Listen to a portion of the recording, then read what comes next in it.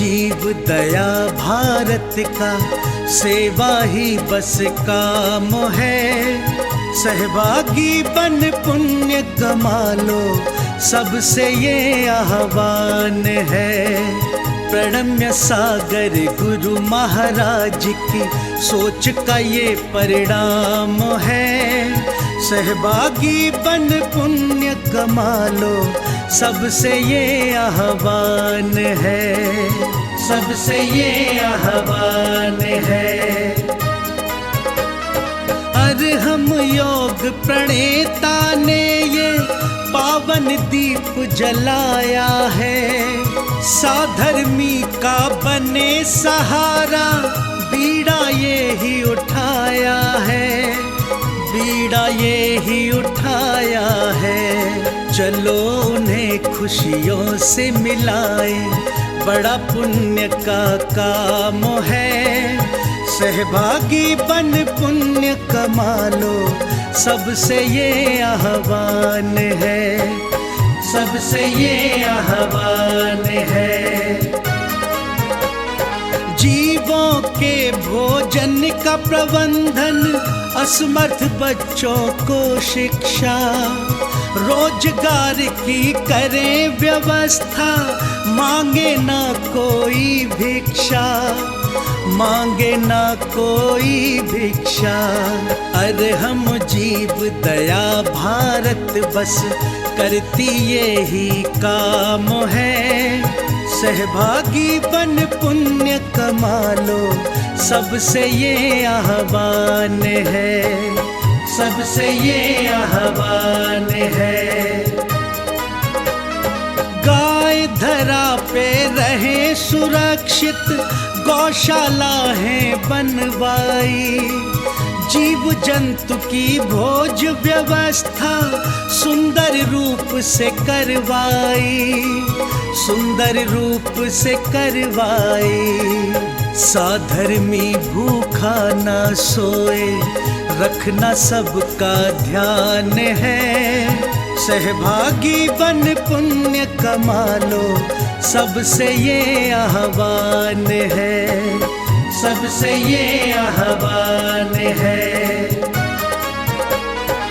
साधर्मी रोगी के इलाज को हम मिलके हैं करवाते। जाने कितने असहायों को राशन घर में पहुंचाते, राशन घर में पहुंचाते। लक्ष्य हमारा उन चेहरों पे लानी बस मुस्कान है। सहभागी बन पुण्य कमा लो, सबसे ये आह्वान है, सबसे ये आह्वान है। दान धर्म ही साथ जाएगा, बाकी सब तो धोखा है। पुण्य के भागी बन जाओ, ये बड़ा ही पावन मौका है, बड़ा ही पावन मौका है। जुड़ के जीवन सार्थक कर लो, पावन ये अभियान है। सहभागी बन पुण्य कमा लो, सबसे ये आह्वान है, सबसे ये आह्वान है।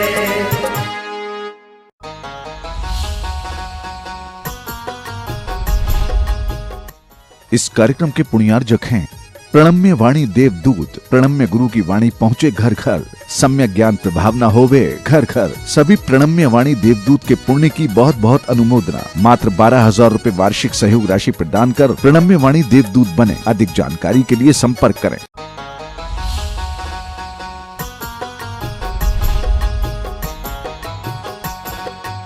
विद्यासागर जी महाराज की बोले। परम पूज्य हम ध्यान योग प्रणीत गुरुवर प्रणम्य सागर जी महाराज की, सिद्ध चक्र विधान की नमोस्तु गुरुवर। आज की यह मंगल वेला जब आप सिद्ध भगवंतों को याद करने के लिए, उनकी महापूजा करने के लिए सिद्ध चक्र विधान के माध्यम से यहाँ उपस्थित हुए हैं। और यह सिद्ध चक्र विधान तब और मंगलकारी हो जाता है जब यह महामह नंदीश्वर की पूजा होने के बाद, नंदीश्वर के पर्व होने के बाद, ये फिर से इस वर्षा योग की शुरुआत में एक और मंगल शुरुआत हो गई, जो सिद्ध चक्र विधान के माध्यम से हो रही है। यह मंगल शुरुआत इसलिए कहलाती है क्योंकि जब भी कभी हमें मंगलाचरण करना होता है, हमें सिद्धों को पहले याद करना होता है। किसी भी मंगल कार्य की शुरुआत सिद्ध भगवंतों के स्मरण के साथ होती है। अगर आप अपने जीवन में कोई भी अच्छा कार्य करने के लिए तत्पर हों, कोई भी मंगल कार्य करना चाहते हों, और उससे पूर्व में अगर आप सिद्धों का स्मरण करते हैं तो आपका वह कार्य सिद्ध होता है, ऐसा आचार्यों का कहना है। इसीलिए जब भी कभी चाहे ग्रंथ का प्रारंभ हो या किसी मंगल कार्य की शुरुआत हो, सिद्ध भगवंतों को स्मरण किया जाता है। जब हम यहाँ उपदेश देने के लिए बैठते हैं और उस उपदेश की शुरुआत करते हैं तो उस समय पर भी हम सिद्धों को ही नमस्कार करते हैं। आपको ध्यान रहता नहीं है, आपका ध्यान उस ओर जाता नहीं है, और वह ध्यान अगर जाए तो आपके मुख से भी सिद्धों का स्मरण जरूर हो, आपका मुख जरूर खुले और आप जरूर मुख खोल करके उन सिद्धों का नाम लें, और वो सिद्धों का नाम लेना और अच्छा हो जाता है, और उसमें जागृति आ जाती है और उसमें ऊर्जा आ जाती है जब हम किन्हीं मुनि महाराज के साथ में वह सिद्धों का नाम ले रहे होते हैं।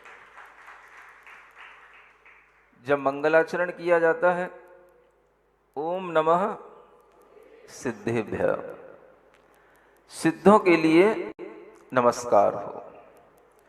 किसी भी मंगल कार्य की शुरुआत में आप इस मंत्र का उच्चारण कर सकते हैं। नमो सिद्धाणम, इस मंत्र का उच्चारण कर सकते हैं। सिद्धों का स्मरण करके जब हम कोई भी कार्य करते हैं तो वह कार्य अपने आप में पूर्ण होता तो है ही, आनंद के साथ पूर्ण होता है।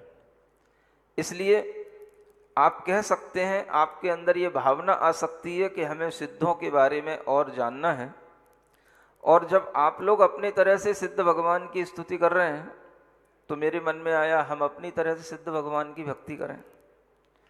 और जब दोनों भक्तियां एक साथ मिल जाएं तो कहना ही क्या है, सोने पर सुहागा। यानी आपका सिद्ध चक्र विधान और उन्हीं दिनों में हमारा सिद्ध भक्ति पर उपदेश, ये दोनों ही काम अगर एक साथ हो रहे हैं तो आप मान के चलिए कि आपके हर कार्य आगे आने वाले सिद्ध होंगे, और आपके लिए उन सिद्ध भगवानों के विषय में जो श्रद्धा उत्पन्न होगी वो एक बहुत बड़ी उपलब्धि होगी। इसी हेतु आचार्य पूज्यपाद महाराज की सिद्ध भक्ति से हम ये बात प्रारंभ करते हैं, जो आचार्य संस्कृत में कुछ पंक्तियों के माध्यम से उन सिद्धों की स्तुति करते हुए कहते हैं। सिद्धानुद्धूत कर्म प्रकृति समुदयान साधितात्म स्वभावान वंदे सिद्धि प्रसिद्ध्यै तदनुपम गुण प्रग्रहाकृष्ट तुष्टः सिद्धि स्वात्मोपलब्धि प्रगुण गुण गणोच्छादि दोषापहारात् योग्योपादान युक्त्या दृशद इहि यथा हेम भावोपलब्धि। ये सृगधरा छंद कहलाता है। 7 अक्षरों के बाद में इसमें रुकना होता है, बड़ा छंद कहलाता है, और इस छंद को पढ़ने की भी एक अपनी लय होती है। अगर आप कुछ सीखना चाहते हैं तो इस तरह की चीज़ों को भी सीख सकते हैं। ये छंद विद्या आनी चाहिए, और काव्यों को पढ़ने की कला भी आप लोगों के अंदर आनी चाहिए, क्योंकि गुरुकुल की पद्धति में ये सभी कलाएं सिखाई जाती हैं। अगर आपने कॉन्वेंट स्कूलों में पढ़ाई की है तो कोई बात नहीं, कम से कम जितनी देर आप हमारे सामने उपस्थित हैं उतनी देर ही समझ लें कि हम गुरुकुल में पढ़ रहे हैं, और इसी के माध्यम से आपको ये कुछ कुछ विद्याएं पढ़ने को सीखने को मिल सकती हैं। आप चाहें तो इस छंद को फिर से एक लय में दोहरा सकते हैं। पढ़िए एक साथ।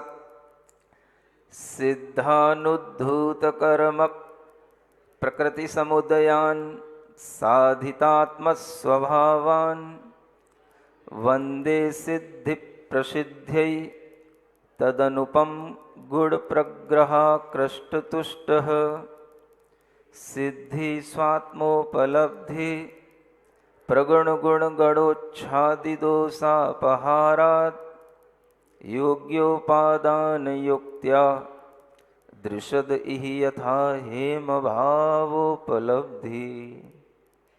ये भगवान सिद्धों की स्तुति करते हुए आचार्य पूज्यपाद महाराज कहते हैं, वो सिद्ध भगवान उद्धूत कर्म प्रकृति समुदयान। सिद्धान सिद्ध कैसे हैं?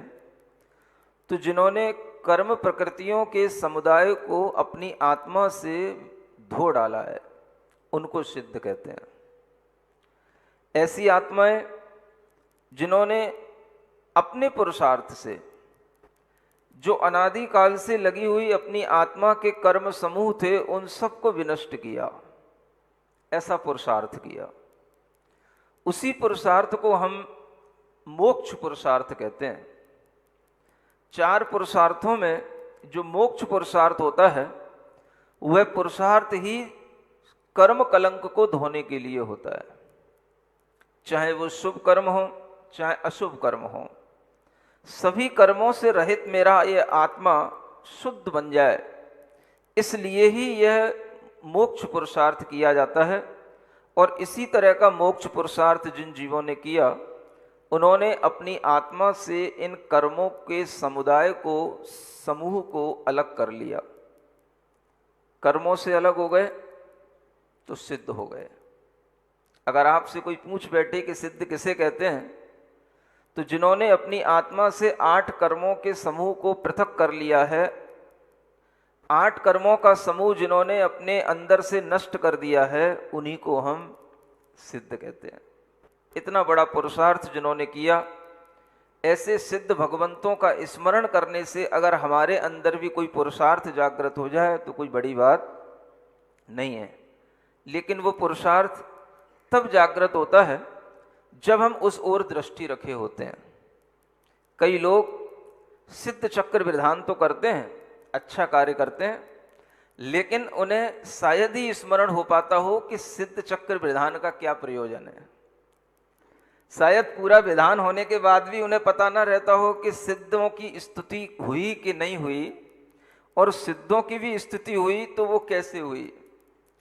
कुछ हमने उनके गुणगान किए तो क्या हम किसी गुण में कुछ आकृष्ट हुए कि नहीं हुए। ये सिद्धों का स्वरूप अगर हम जानेंगे तो सिद्धों के इस विधान के उपरांत भी हम चलते फिरते खाते पीते उन सिद्धों का ध्यान कर सकते हैं। आचार्य कहते हैं, अगर आपके अंदर किसी भी तरह का कोई भी चीज को प्राप्त करने का भाव है तो उस भाव को निरंतर बनाए रखो। अभी मैं एक ग्रंथ पढ़ रहा था ज्ञानांकुशम नाम से, तो उसमें यह लिखा हुआ है कि अगर आपको शिव यानी सिद्धत्व की प्राप्ति करनी है तो आप अपने अंदर हमेशा उस सिद्धत्व का ध्यान करने के लिए अरहम का ध्यान करो। किसका ध्यान करो? अरहम। अब आपको सिद्ध कैसे याद रहेंगे हमेशा? सिद्ध तो अमूर्त आत्माएं हैं, उनके गुणों का चिंतन करने का टाइम लगाना पड़ेगा, निकालना पड़ेगा, मन उसमें जोड़ना पड़ेगा, तब कुछ आपके लिए उपलब्ध होगा, और वो हमेशा कर पाना आपके बस की बात है नहीं, क्योंकि अमूर्त आत्माओं का ध्यान करना किसी के लिए भी बहुत जल्दी नहीं हो सकता, सहज नहीं होता। तो आचार्य कहते हैं आलंबन लो। किसका लो? तो ऐसे अक्षरों का आलम्बन लो जो अक्षर हमें उन सिद्धों की याद दिलाते हो। तो वो क्या है? तो वो सबसे बड़ा बीजाक्षर है सिद्ध चक्र विधान का, इसे अरहम बीजाक्षर कहा जाता है। क्या बोलते हैं? अरहम। आप लोगों के दिमाग में पहले बैठ जाए ये अरहम है क्या। सभी लोग कहते हैं महाराज योग कराओ, महाराज ध्यान कराओ। कराएंगे, शांति से कराएंगे। अभी हमें कहीं जाना तो वही नहीं है, 5 महीने यहां पर रुकना है, सब काम शांति से होगा, सब कुछ होगा। लेकिन उससे पहले आपकी मानसिकता तैयार हो, आपके मन में ये विचार आए कि ये है क्या। अरहम का ध्यान किसका ध्यान है? ये अरहम ही क्यों कहा गया? इस अरहम बीजाक्षर को सामने लाने का प्रयोजन क्या? प्रयोजन यही है कि जो लोग पूजा विधान कर लेते हैं वो पूजा विधान कर लें, और जो पूजा विधान नहीं भी कर पाते हैं और जिनके अंदर पूजा विधान करने के बाद भी विशुद्धि नहीं बढ़ती है, तो वह अरहम ध्यान करके अपनी विशुद्धि बढ़ाते हैं और अरहम तक की यात्रा करते हैं। ये अरहम जिसे हम मंगलाचरण में कह रहे हैं, सभी ने अपनी जिनवाणी में पढ़ रखा होगा, अरहम इत्यक्षरम ब्रह्मवाचकम परमेष्ठिना सिद्ध चक्रस्य सद बीजम। सिद्ध चक्र का यह बीज है, बीज मंत्र है। जो शुद्ध परमेष्ठी हैं, ब्रह्म परमात्मा हैं, उनका यह स्मरण कराने वाला बीजाक्षर है। ऐसे इस अरहम को अगर आप ध्याते हैं तो वह ध्यान आपका निरंतर बना रह सकता है। और आचार्य कहते हैं कि आपको कुछ करने की जरूरत नहीं है, आप केवल बस अरहम अरहम अरहम, इस अरहम बीजाक्षर का ध्यान करें।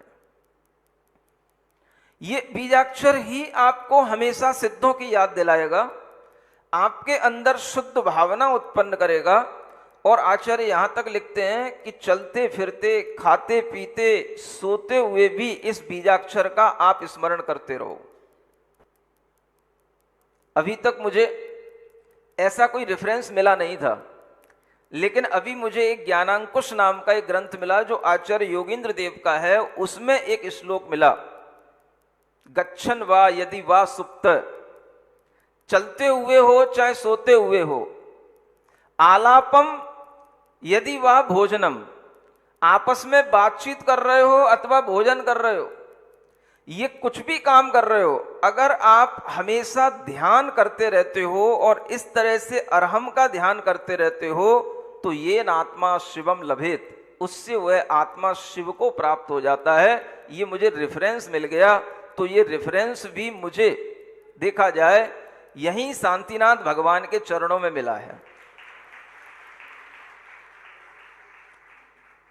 अब हमने तो पहले से ही ये भाव लिख दिया था एक भजन के अंदर, हमने तो पहले से ही अरहम का जो भजन लिखा था उसके अंदर ये भाव डाल दिया था, भोजन से पहले तू ध्या ले, चलते फिरते भी तू गा ले, भोजन से पहले तू ध्या ले, चलते फिरते भी तू गा ले, सोने से पहले जग करके मन को इसका नाद सुना ले, मन को इसका नाद सुना ले, शुद्ध बुद्ध अविरुद्ध मंत्र से तू अपना मुख खोल, ओम अरहम ओम अरहम ओम अरहम बोल, ओम अरहम ओम अरहम ओम अरहम बोल। सभी कार्य की सिद्धि से तू पहले इसको बोल, सभी कार्य की सिद्धि से तू पहले इसको बोल। ये भाव आपको अब समझ में आएगा कि जब हम ये भजन पढ़ रहे हैं, जब हम ये भाव अपने अंदर ला रहे हैं, तो हम आपको उसी ओर प्रेरित कर रहे हैं जो प्रेरणा आपको किसी विधान से मिलती है, किसी ध्यान से मिलती है। ये भाव जब हमने लिखे उस समय पर हमारे सामने ग्रंथ नहीं था, लेकिन जब इन भावों की पुष्टि हमें एक आचार्यों के ग्रंथ से हो गई तो मेरे मन का उल्लास आनंद और बढ़ गया और मुझे लगा कि वास्तव में अरहम ध्यान से ही सब कुछ होने वाला है। आप सिद्धों का स्मरण चलते फिरते कैसे करेंगे? जिसका स्मरण करना है उसका नाम लेते रहो। अरहम अरहम अरहम, बातचीत करते हुए भी अरहम, ओम अरहम अरहम अरहम अरहम। सोने से पहले अरहम अरहम अरहम अरहम करते करते सो जाओ। सोने में भी नींद आ जाए तो आपको स्वप्न आए तो उसमें भी आप अरहम अरहम कर रहे हो। उठो तो सबसे पहले अरहम अरहम का ध्यान करो। कैसे ध्यान करें? कुछ नहीं करो, आचार्य कहते हैं वेरी सिंपल, सिर्फ आपको अक्षरों का ही ध्यान करना है और अक्षरों का ध्यान करते करते आप उसमें जो अमूर्त गुण हैं, अमूर्त आत्माएं के जो स्वरूप हैं, वहां तक आप पहुंचने के लिए अगर आपके पास ज्ञान हो तो आप अरहम का चिंतन करते करते वहां तक पहुंच जाना, और अगर ज्ञान नहीं हो तो केवल अरहम अरहम करते रहना। हम आपको ज्ञान भी दे रहे हैं, ध्यान भी दे रहे हैं और अब विधान भी दे रहे हैं। ये तीनों की संयोजना यहां बन रही। अरहम का ज्ञान माने सिद्धों का ज्ञान, अरहम का ध्यान माने सिद्धों का ध्यान, अरहम का विधान माने सिद्धों का विधान, और सिद्धों का विधान माने अरहम का विधान। क्या अलग है? सब कुछ वही है। बिना अरहम बीजाक्षर के सिद्ध चक्र विधान का कोई अस्तित्व ही नहीं है। वह अरहम ही वो बीजाक्षर है जिसका स्मरण भक्ति पढ़ते हुए भी किया जाता है, मंत्र पढ़ते हुए भी किया जाता है। जैसे हम नमोकार को सिर्फ पढ़ते रहे, हमें नमोकार के अरियंत सिद्ध याद ना भी आए तो पढ़ने से भी उसका हमें लाभ मिलता है कि नहीं मिलता? बोलो, पढ़ते तो रहते ना लोग, उन्हें नहीं भी पता हो तो भी पढ़ते रहते हैं। जो जैन नहीं है उनको भी अगर नहीं भी पता हो अरियंत सिद्ध कुछ भी, तो अड़मो अरियंताड़म अगर पढ़ेंगे तो उन्हें लाभ मिलेगा कि नहीं मिलेगा? मिलता है। कितने ही लोगों ने सिर्फ श्रद्धा से उस मंत्र के अक्षरों को पढ़कर के ही इतनी विद्या प्राप्त कर ली कि वो बड़े बड़े विष उतार सकते हैं, और बड़ा बड़ा जो है उन्होंने ऐसी सिद्धि कर ली जिसके माध्यम से वो आपके बड़े बड़े उपद्रव दूर कर सकते हैं, और वो सिर्फ नमोकार के अक्षरों का श्रद्धा करके। उन्हें कुछ ज्ञान नहीं है कि अरिहंत क्या होते हैं, सिद्ध क्या होते हैं। अरे भाई, जो बड़े लोग होते हैं उन बड़े लोगों के पास तक पहुंचना हो तो हमें उनका नाम तो लेना ही होता है, और अगर हम उनके नाम के लेने के साथ में भी चलते तो भी हमारे बड़े बड़े काम हो जाते हैं। आज दुनिया के मंत्री, दुनिया के सांसद मोदी मोदी मोदी मोदी क्यों चिल्लाते हैं? नहीं समझ में आ रहा है। भले ही उनने मोदी को साक्षात कभी हैंडशेक किया हो न किया हो, उसका साक्षात कभी अभिवादन किया हो न किया हो, लेकिन चिल्लाते रहते हैं, क्योंकि भाई जिसकी सत्ता चल रही है उसका नाम लेते रहो, काम अपना उसी से बन जाएगा। आदमी के लिए सिर्फ इतना ही पर्याप्त होता है, अगर हम किसी से जुड़ना चाहते हैं तो हम उसका नाम लेना पहले सीखें। अरिहंतों से जुड़ना चाहते हैं, अरिहंतों का नाम लो। सिद्धों से जुड़ना चाहते हो, सिद्धों का नाम लो। और सिद्धों के समूह से जुड़ना चाहते हो तो अरहम का नाम लो, अरहम का नाम लो। सिद्ध एक नहीं है, भगवान एक नहीं है। भगवान कितने हो चुके? अनंत हो चुके, काउंटलेस हैं, इनफाइनाइट हैं वो। उनकी आप काउंटिंग नहीं कर सकते हैं। लेकिन अगर आप उन पूरे समूह को एक साथ स्मरण में लाना चाहते हैं तो उनको किस नाम से हम कह सकते हैं? अरहम किसी एक सिंगल सिद्धात्मा का नाम नहीं है। सिद्ध चक्र, चक्र का मतलब क्या होता है? चक्कर बना दिया आपने इसलिए इसको सिद्ध चक्र बोलते हो क्या? गोले का नाम चक्र होता है क्या? कुछ जानते हो कि नहीं? बोल ही नहीं रहे, बैठ गए सिद्ध चक्र विधान करना है। अब समझा रहा हूं तो समझ रहे हो कि नहीं? चक्र का मतलब क्या होता है? चक्र माने चक्र, भगवान का चक्र, धर्म चक्र, दिग्विजय का चक्र, वो चक्र है क्या? चक्र माने होता है एक ग्रुप, माने एक समूह। चक्र का दूसरा पर्यायवाची नाम क्या होता है? समूह। सिद्ध चक्रस्य सद बीजम, यानी सिद्ध चक्र का श्रेष्ठ बीज तो सिद्ध चक्र का मतलब क्या हुआ? सिद्ध समूह का जितने भी सिद्ध भगवान हैं उनको अगर एक बीज अक्षर से आप कह पाओगे तो उसका नाम है अरहम। अरहम बोलो मुंह से, हाँ बोलते रहा करो, नहीं तो थायराइड हो जाएगी, आवाज नहीं निकलेगी तो डॉक्टर कहेगा ऑपरेशन कराओ। समझ आ रहा है?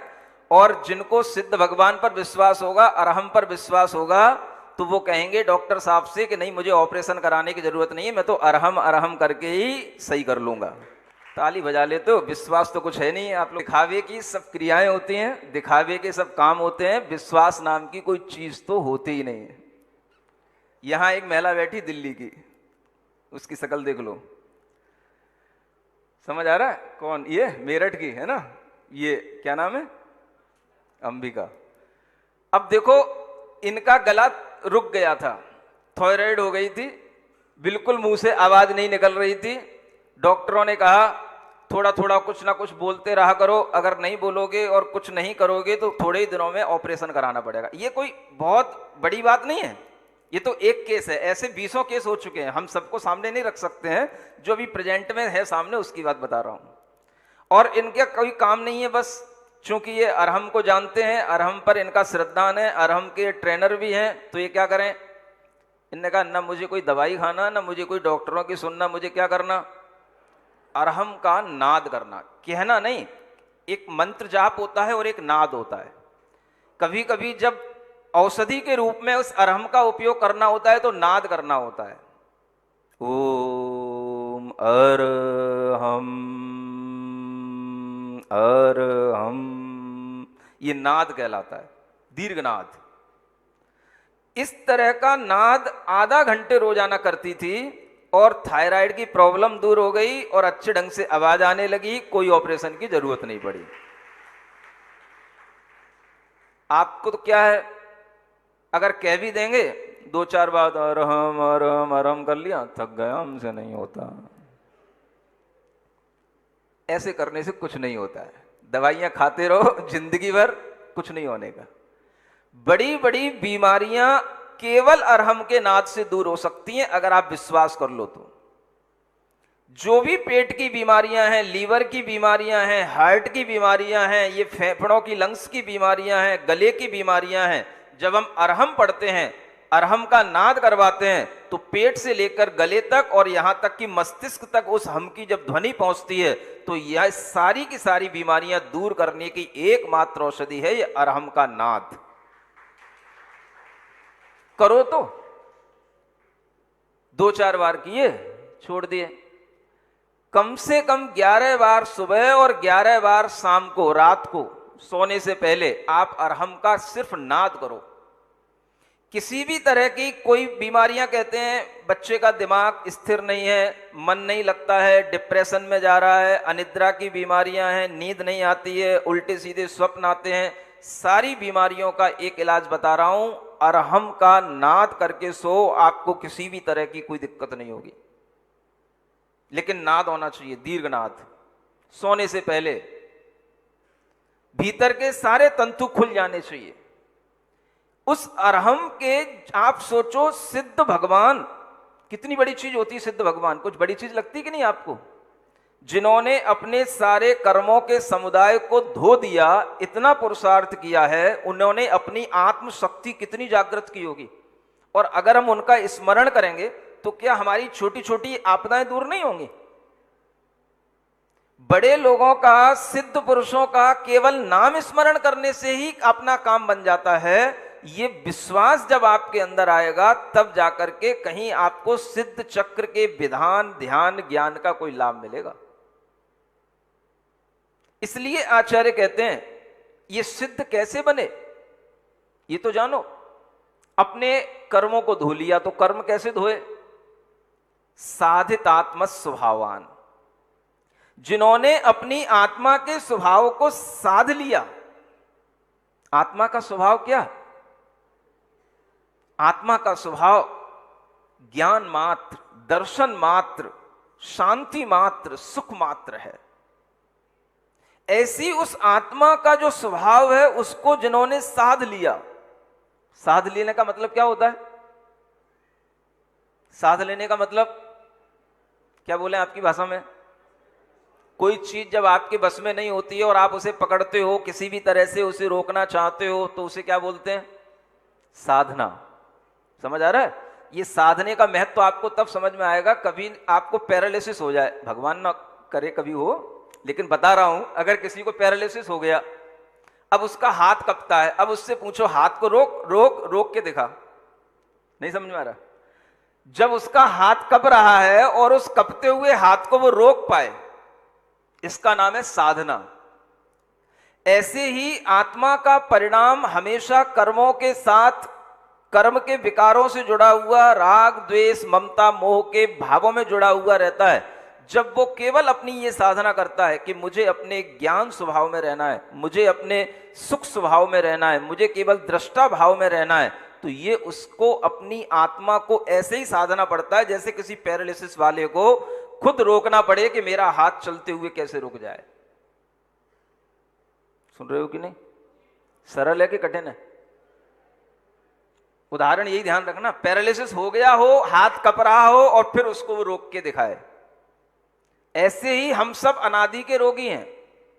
हमारे सारे परिणाम राग द्वेष कसायों से आविष्ट रहते हैं और उस समय पर हम अपने परिणामों को खुद रोकें।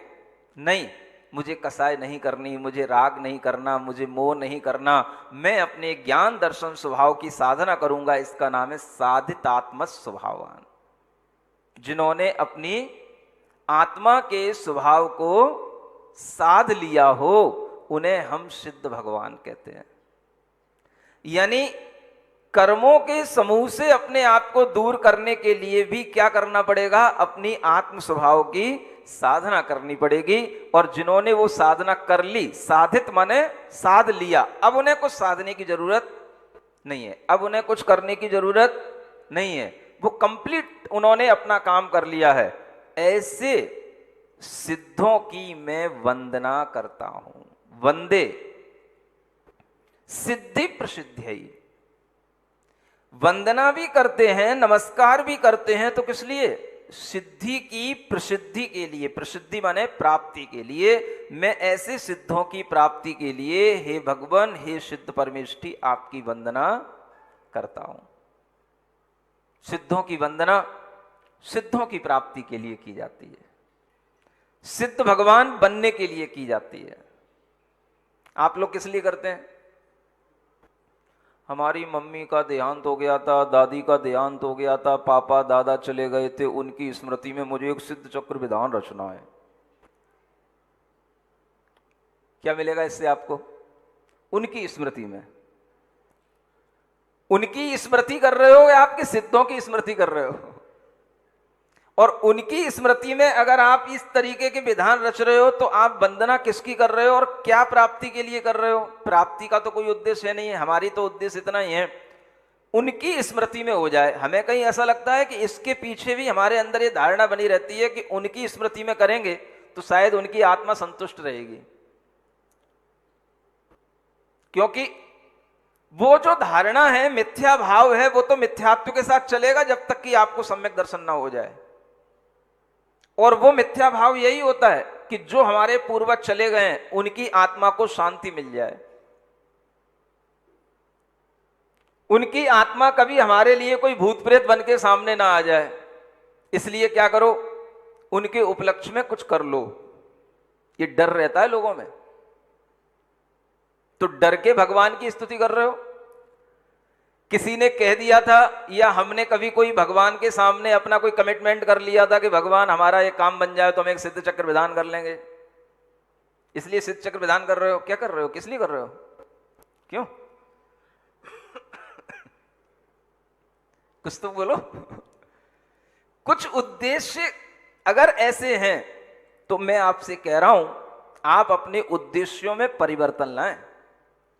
अच्छे उद्देश्यों के साथ किए गए अच्छे कार्य ही हमें अच्छा लाभ देते हैं, अन्यथा कार्य तो सब हो जाते हैं, लेकिन अगर हमारे उद्देश्य अच्छे नहीं होते हैं तो हमें उससे कभी कोई लाभ की प्राप्ति नहीं होती है। कितना बड़ा उद्देश्य रखा जाता है सिद्धों की स्तुति करने का? वंदे, पढ़ रहे हो ना? सिद्धि प्रसिद्धि। वंदना किस लिए की जा रही है? सिद्धि सिद्ध बनने के लिए, सिद्धि की प्राप्ति करने के लिए कि मुझे भी ऐसी सिद्धि की प्राप्ति हो जैसे सिद्धों को हो गई है। सिद्धों को जो उपलब्धि हो गई उसी का नाम क्या है? सिद्धि। और सिद्धि की प्रसिद्धि के लिए ही हम वंदना कर रहे हैं। और वह वंदना हम करने वाले कैसे हैं? तद अनुपम गुण प्रग्रहा कृष्टि तुष्ट। उनके जो अनुपम गुण हैं, उनके जो ऐसे गुण जो किसी दूसरों के द्वारा जानने में नहीं आते हैं, ऐसे अनुपम गुण जिसकी उपमा किसी के द्वारा नहीं दी जाती है, उन गुणों में आकृष्ट होकर के मैं संतुष्ट हो रहा हूं। करने वाला ऐसा होना चाहिए। वंदना करने वाले को ही बंदा कहा जाता है। बंदा सुनते हो ना? बंदा, वो बंदा खुदा का ही बंदा नहीं होता है, बंदा सिद्धों का भी बंदा होता है। जो वंदना करे उसका नाम क्या है? बंदा। तो बंदे तो ये क्रिया हो गई, और बंदा कैसा होना चाहिए? तो उसके लिए आचार्य कह रहे हैं जिसके अंदर सिद्धों के गुणों के आकर्षण में संतोष होता हो, यानी सिद्धों के गुणों की ओर खिंचने में जिसको संतुष्टि मिलती हो, उससे तुष्ट होता हो, सेटिस्फाइड होता हो, वह बंदा मैं हूं, जो आचार्य पूज्यपाद महाराज स्वयं अपने आप को कह रहे हैं। मैं किधर खिंच रहा हूं? मेरा आकर्षण किधर है? तो आपके गुणों की ओर मेरा खिंचाव है, और इसीलिए मैं संतुष्ट होता हुआ मैं आपकी स्तुति कर रहा हूं, आपके अनुपम गुणों की स्तुति कर रहा हूं। ऐसे बंदे होने चाहिए। सुन रहे हो? बंदे बंदे बंदे किसकी बंदे? सिद्धों की वंदना करने वाले बंदे कैसे होने चाहिए? जो सिद्धों के गुणों में आकृष्ट होकर के ही संतुष्ट हो जाते हो। हाँ, सिद्ध भगवान के गुणों की बात चलो जरूर सुनेंगे, एक बार नहीं 10 बार सुनेंगे। ऐसा आकर्षण जिनके अंदर होता है उन्हीं को निकट भव्य जीव कहा जाता है। निकट भव्य जानते हो? जो जल्दी वर्तमान में ना सही तो कुछ निकट काल में जिन्हें कुछ अपनी आत्मा के कुछ गुणों की उपलब्धि हो सकती है, सम्यक दर्शन आदि हो सकता है, उन्हें निकट भव्य कहा जाता है। ऐसे निकट भव्यों के लिए आचार्य कह रहे हैं वह सिद्धि जिसको मैं प्राप्त करना चाहता हूं, उस सिद्धि किसका नाम है? बेटी का नाम है? सिद्धि किसका नाम है? किसी पत्नी का नाम है? यहां छोटी सी डेफिनेशन है, कुछ याद ना हो, एक 7 अक्षरों का यह सूत्र याद कर लेना। सिद्धि स्वात्मोपलब्धि। बोलो। ऐसा लगता है जैसे बिल्कुल हिंदी विंदी को जानते ही नहीं हो, संस्कृत से तो दूर दूर का वास्ता ही नहीं हो। सिद्धि स्वात्मोपलब्धि। सिद्धि किसे कहते हैं? सिद्धि की कोई परिभाषा पूछे, सिद्ध बनकर के उन्होंने क्या उपलब्ध कर लिया, क्या प्राप्त कर लिया? स्व आत्मा की उपलब्धि जिन्होंने कर ली उनका नाम है सिद्धि। स्व आत्मा की उपलब्धि कर लेना, यानी जो अपनी आत्मा है उस अपनी आत्मा को ही प्राप्त जिन्होंने कर लिया, और किसी दूसरी चीज को प्राप्त नहीं करना है, अपने को ही प्राप्त कर लेना। ये शरीर अपना नहीं, ये कर्म अपने नहीं, ये भाव अपने नहीं, आत्मा तो इन सब चीजों से बहुत दूर हो चुकी है। उस आत्मा को प्राप्त करने का नाम सिद्धि है, उसी को यहां पर स्व आत्मा की उपलब्धि कहा जाता है।